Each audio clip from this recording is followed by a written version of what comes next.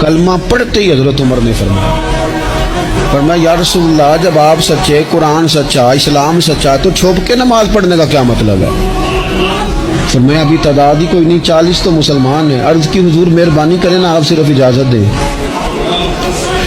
20 لوگوں کی صفیں بنا دی گئیں، ایک صف کے آگے حضرت عمر ہیں، ایک صف کے آگے حضرت امیر حمزہ ہیں۔ جناب عمر کہنے لگے چونکہ آپ اللہ کے رسول ہیں تو لہٰذا نماز بھی آج اللہ کے گھر میں پڑھی جائے گی۔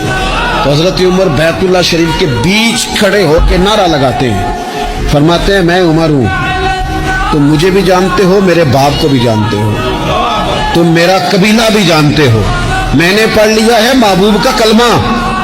اب جس نے بچے یتیم کرانے ہو اور اپنی بیوی بیوہ کرانی ہو وہ آئے اور مجھے روکے۔ یہ محبوب اللہ کے ہیں اور گھر بھی اللہ کا ہے، تو نماز بھی آج اللہ کے گھر میں پڑھی جائے گی۔